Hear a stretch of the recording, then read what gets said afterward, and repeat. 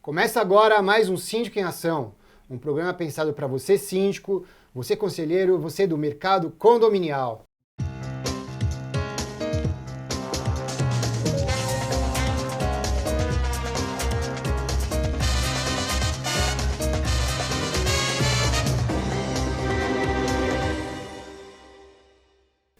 E a gente está hoje com o Alexandre Furlan, Instituto Muda. Obrigado aí pela participação. Bem de prazer ter uma empresa tão legal quanto a tua. Muito bacana mesmo o trabalho que vocês fazem. Sou assim, fã de vocês há bastante tempo. Queria que você dissesse um pouco, contasse um pouco do Instituto. Pode falar um pouco pra gente do trabalho que vocês fazem, como aconteceu a ideia do Instituto? Legal. Bom, primeiro, muito obrigado pelo convite. Feliz de estar aqui. Bom, o Instituto Muda nasceu, eu fiz faculdade de gestão ambiental, né? Entrei em 2006. E aí no segundo ano, além das técnicas que você aprende na faculdade de gestão ambiental, você começa a aplicar aquilo na sua vida pessoal, né? Que é uma mudança total, né, de pensamento. E eu queria aplicar essas coisas, né? Começar a fazer reciclagem na minha casa, economizar água, energia, implementar energia fotovoltaica. E aí o primeiro ponto foi a coleta seletiva e eu tinha que levar meu material reciclável todos os dias para um supermercado, porque não tinha, né, no condomínio. E eu falei, poxa vida, como eu tenho certeza que várias outras pessoas querem implementar a coleta seletiva, por que não chamar uma organização para coletar o de todo mundo?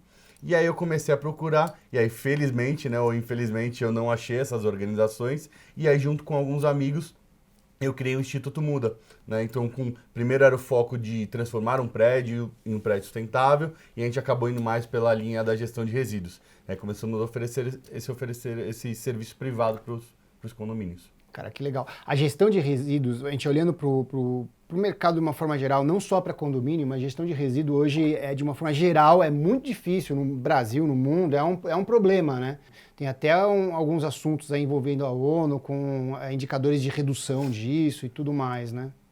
É um problemaço no mundo inteiro, aqui no Brasil também.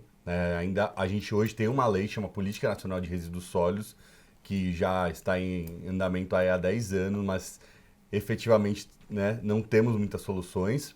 Para você ter ideia, aqui no Brasil como um todo ainda se recicla de 6 a 7% de todo o resíduo gerado. E aqui em São Paulo também. Então, hoje nós produzimos 20 mil toneladas diárias de resíduo aqui na cidade e somente 3 a 5% é efetivamente reciclado. Caramba. Né?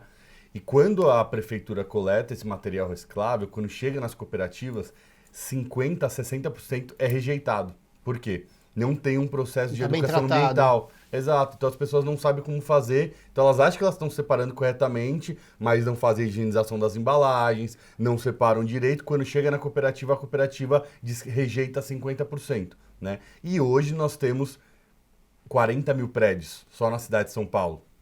E grande parte desse resíduo é gerado por esses condomínios, né? Então, o problema está neles, né? Não é nem pensando na cidade de São Paulo, indústria, né? Comércio, o gargalo População. São os condomínios. Isso o advento da pandemia ou antes da pandemia esses números? Então, na pandemia aumentou mais ou menos 25%, né, a quantidade de resíduos, porque as pessoas saíram dos escritórios, né, das empresas e se concentraram nos condomínios residenciais. Então, teve uma média de aumento de 25%. Os resíduos, você fala, porque como um todo. O que a gente percebe aqui no condomínio, pelo menos isso é informação de gestão. O que eu percebo é que nos condomínios, a quantidade de papelão, por exemplo, de descarte, aumentou tipo 40% por conta de entrega, essas coisas todas. Exatamente. Isso teve um impacto bem forte nesses resíduos também, né? O delivery como um todo, né, aumentou. Então, caixa de papelão, uma das que mais vem, né? Ou as sacolas, né, com delivery. Então, como um todo, aumentou o resíduo não reciclável, o reciclável também, e acabou, pra gente, afetou positivamente, né? Porque o síndico começou a ter essa dor. O que já era uma dor pro síndico, ele começou a expôs muito mais, né? Começou a acumular, ver aquela montanha de lixo, ele falou, eu preciso de alguma solução para isso. né? E a nossa empresa ajudou muito nisso. Só para a gente entender o tamanho do que a gente está falando. Quer dizer, então, que de todo o resíduo que existe, mais ou menos 3 a 4% vai para reciclagem, chegando lá, 50% é rejeitado por conta do descarte que feito errado, é isso? Exatamente. Quer dizer que a gente está entre 2 e 1,5. Exatamente esse número. Então, o que a gente tenta promover não é simplesmente a logística. Hoje nós temos alguns gargalos na cadeia. Um é a logística, né? Porque, por exemplo, de 40 mil condomínios, a prefeitura deve coletar, sei lá, de uns 5 mil condomínios, né? Então não tem logística mesmo para atender. E outra coisa é essa parte interna do condomínio, né? De como levar a educação ambiental, treinamento para as pessoas, para elas entenderem o que faz, né? Então a gente não atua só na coleta, tenta promover isso e principalmente, né? Você sim, você sabe, a estrutura interna. Você tem que ter um lugar para armazenamento, né? Que hoje, cada condomínio tem uma realidade, tem condomínio que tem lixeira nos andares, tem condomínio que não tem. Então, a gente estuda isso de uma maneira personalizada, né? Ó, os containers não precisam ficar concentrados, eles vão ficar espalhados entre torres, entre subsolos, para dar mais comodidade para o morador, né? Então, a coleta é um dos pontos. E hoje o que o governo faz é isso, ele atua só nisso. Mas aí não atende o síndico.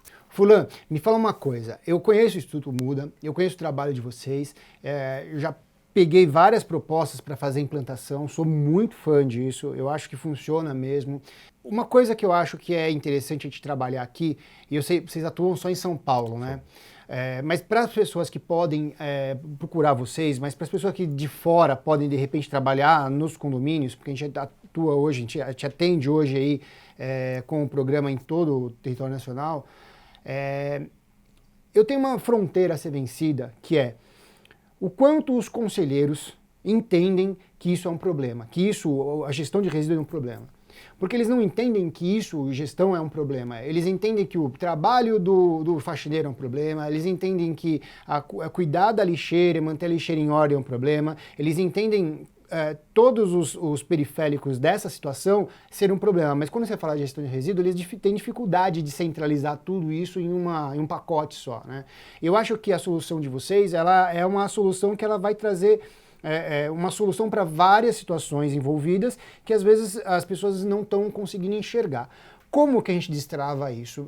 Até uma ajuda para mim, porque como eu gosto muito desse item e sei que tem um fator que eu acho que você vai falar melhor do que eu, focado até na economia, né, redução de economia, como é que eu destravo isso para o conselheiro? Porque a gente tem duas fronteiras, o conselho e os moradores, né? Exato. Como é que eu destravo isso? Legal. Bom, eu começo falando do milagre do lixo, né? Então, até hoje em dia são proibidas as lixeiras nos andares, né? Mas era o caso típico, você coloca o saco de lixo ali, no outro dia ele desaparece, né? Então, isso é muito natural para as pessoas, estão acostumadas, elas não veem todo o processo que percorre ali no condomínio, né? Hoje em dia, sem as lixeiras nos andares, isso fica diminui um pouco, então elas têm que ir ali no container, visualizam, mas tem aquela questão que a gente já estava comentando de, por exemplo, eu tenho um catador ou uma organização super informal que não me cobra nada, mas ela retira aquele problema do meu condomínio, né? Então, tem a falsa impressão que o condomínio está sendo ajudado. Só que está gerando um monte de problemas. Vou dar o caso típico. Então, assim, essas organizações informais, elas não coletam todos os materiais. Elas querem só latinhas de alumínio ou papelão. E aí sobra um monte de outros resíduos, né? Só que quem vai ter que fazer essa separação de latinha e papelão, quem vai ser? Os funcionários da limpeza. E o que gera isso? Insalubridade, né? Isso é uma jurisprudência desde 2012 que o juiz entende que é o seguinte: a partir do momento que o funcionário está separando a latinha, ele pode achar uma seringa, ele pode achar um caco de vidro. Então o condomínio está com a falsa expressão que está ganhando R$100 por mês, só que depois vai gerar um processo trabalhista que o juiz vai entender o quanto o funcionário mexia com aquilo por dia, quantos anos ele trabalhou no condomínio, e aí você já imagina o tamanho do processo, né? Então isso viralizou, todos os colaboradores de limpeza que trabalham com ele sabem disso, né? Então essa é a primeira dica, né? A falsa impressão que ele retirando ali aquele resíduo está ajudando o condomínio, mas não, está atrapalhando.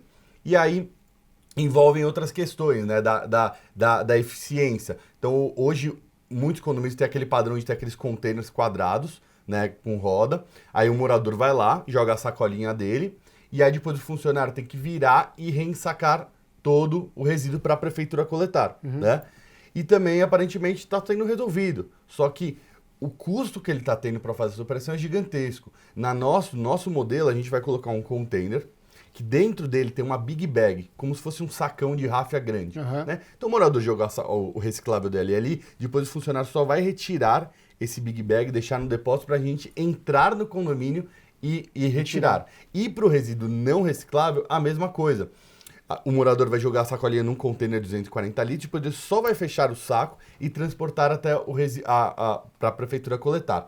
Ou seja, você ganhou tempo em todos os processos, porque você não precisa mais reensacar nada, e você economizou saco de lixo, porque esse Big Bag ele é reutilizável, né? Você não tem que ficar comprando ele todo mês. E o que acontece? Além disso, tem a insalubridade. Então, insalubridade, tempo do colaborador e o saco de lixo. Então, isso vai muito além da coleta seletiva. E o container é de vocês também. Exatamente. E aí outro processo super bacana que os containers e toda essa implementação hoje o condomínio não paga. Porque a gente tem patrocínio com grandes empresas que precisam atender uma outra legislação. Né? Então, tem vários benefícios que acho que a última coisa que a gente fala é a coleta seletiva e o impacto ambiental social. Para o condomínio ali como um todo, ainda nessa pandemia, né, com a geração absurda, é muito Quer bom. dizer, você está falando aí, então, de economia de operacional de tempo, né? Isso. Economia operacional e risco do funcionário, Isso, né? trabalhista. E economia também de insumos, que seriam o saco de lixo, o próprio container que você teria que fazer investimento e tudo Exatamente. mais. Você tem uma noção, mais ou menos, vamos imaginar um condomínio pequeno, uma torre de, sei lá, 50, 60 moradores. Quanto você mais ou menos imagina que a gente consegue otimizar de custo mensal para uma dessas? Você consegue dar um chute? Legal. Bom, a gente tem, assim, alguns cases, né? Condomínios menores, eles não têm um potencial de redução tão grande. Sim. Né? Fluxo Até menor. quando você fala de medição individualizada de água e outras coisas, você sempre vai cair nessa questão. Condomínios menores é até mais difícil de implementar, que o custo é maior e tal. Gestão de resíduos é a mesma coisa. Quando a gente fala em condomínios ali, mais de 150 apartamentos, esse potencial de redução, principalmente na questão de funcionários, é maior. Um condomínio menor, o que você vai ter de redução? Você vai ter uma redução de sacos de lixo, sempre 70% de sacos de lixo, isso eu afirmo. E também você vai otimizar o trabalho do colaborador. Eu não vou te garantir para o condomínio que ele economize um colaborador, né? Mas ele vai ter... o trabalho dele vai reduzir em 60%. Eu entendi. Mas tem uma coisa aí que eu acho que é o mais difícil para o gestor, e o que você vai... que na verdade, mais difícil não, é quase impossível para o gestor, que é uma coisa que você faz e você tem engajamento eletrônico, que eu acho que é legal você falar um pouco do aplicativo e tudo mais, e todo o desenvolvimento que você faz para esse engajamento, que é a educação do morador, né? Exato. Que é assim, por mais que o síndico faça um comunicado, por mais que o síndico seja assertivo na comunicação, ele ainda é síndico. Exato. Ele ainda, aquela comunicação direta, ela ainda é uma comunicação que ela ou é vista como apenas uma comunicação, ou ela nem é vista como uma comunicação informativa, né? A gente tem essa fronteira para passar. E vocês, quando vêm com essa informação agregada a esses incentivos, eu acho que isso muda bastante, né? A cultura do prédio começa a mudar.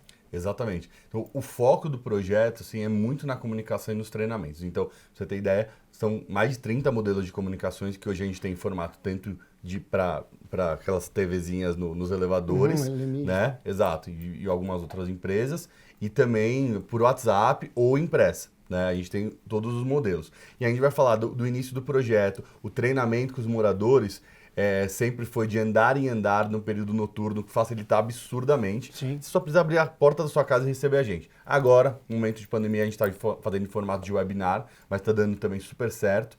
A gente faz treinamento com todas as funcionárias domésticas, de segunda a sexta no período da manhã, para garantir até as diaristas, e também com os funcionários do condomínio.